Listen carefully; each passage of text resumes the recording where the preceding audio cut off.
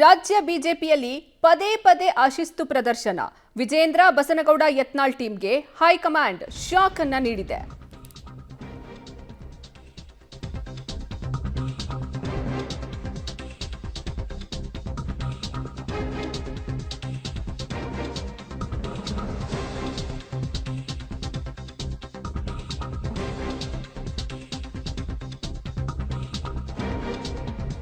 ರಾಜ್ಯ ಬಿಜೆಪಿಯಲ್ಲಿ ಪದೇ ಪದೇ ಅಶಿಸ್ತು ಪ್ರದರ್ಶನ ಆಗ್ತಾ ಇದೆ. ವಿಜೇಂದ್ರ ಬಸನಗೌಡ ಯತ್ನಾಳ್ ಟೀಮ್ಗೆ ಹೈಕಮಾಂಡ್ ಶಾಕ್ ಅನ್ನ ನೀಡಿದೆ. 5 ನಾಯಕರಿಗೆ ಶಿಸ್ತು ಸಮಿತಿಯಿಂದ ಶೋಕಾಸ್ ನೋಟಿಸ್ ಅನ್ನ ಕೊಡಲಾಗಿದೆ. ರೇಣುಕಾಚಾರ್ಯ, ಶಿವರಾಮ್ ಹೆಬ್ಬಾರ್, ಬಿಪಿ ಹರೀಶ್, ಕಟ್ಟಾ ಸುಬ್ರಹ್ಮಣ್ಯ ನಾಯ್ಡು, ಎಸ್ಟಿ ಸೋಮಶೇಖರ್ಗೆ ನೋಟಿಸ್ ನೀಡಲಾಗಿದೆ. ಪಕ್ಷದ ಶಿಸ್ತು ಉಲ್ಲಂಘನೆ ಹಿನ್ನೆಲೆ ಸ್ಪಷ್ಟೀಕರಣ ಕೇಳಿ ಈ ನೋಟಿಸ್ ಅನ್ನ ಕೊಟ್ಟಿರೋದು. 72 ಗಂಟೆ ಒಳಗೆ ಶೋಕಾಸ್ ನೋಟಿಸ್ಗೆ ಉತ್ತರಿಸುವಂತೆ ಸೂಚನೆಯನ್ನ ನೀಡಲಾಗಿದೆ. ರಾಜ್ಯ ಬಿಜೆಪಿಯಲ್ಲಿ ಪದೇ ಪದೇ ಅಶಿಸ್ತು ಪ್ರದರ್ಶನ ಆಗ್ತಾ ಇತ್ತು. ವಿಜಯೇಂದ್ರ ಹಾಗೂ ಬಸನಗೌಡ ಯತ್ನಾಳ್ ಟೀಮ್ಗೆ ಹೈಕಮಾಂಡ್ ಇದೀಗ ಶಾಕ್ ಅನ್ನ ಕೊಟ್ಟಿದೆ.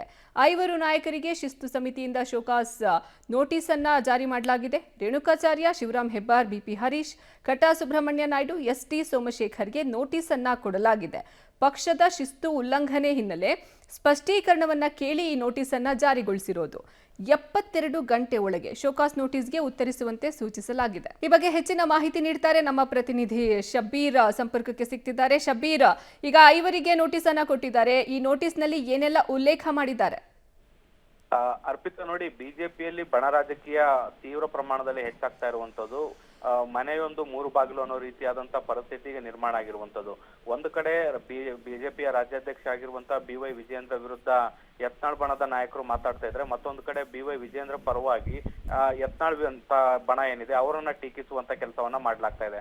ಮತ್ತೊಂದು ಕಡೆ ಬಿಜೆಪಿಯಲ್ಲೇ ಇದ್ದು ಕಾಂಗ್ರೆಸ್ ಅನ್ನ ಹೊಗಳುವಂತ ಟೀಮ್ ಮತ್ತೊಂದು ಕಡೆ ಇರುವಂತದ್ದು. ಹೀಗಾಗಿ ರಾಜ್ಯ ಬಿಜೆಪಿಯಲ್ಲಿ ಅಶಿಸ್ತು ಮಿತಿ ಮೀರ್ತಾ ಇರುವಂತ ಹಿನ್ನೆಲೆಯಲ್ಲಿ ಪ್ರಮುಖ ನಾಯಕರನ್ನ ಗುರುತಿಸಿ ಅವರಿಗೆ ಶೋಕಾಸ್ ನೋಟಿಸ್ ಕೊಡುವಂತ ಕೆಲಸವನ್ನ ಮಾಡಿರುವಂತದ್ದು.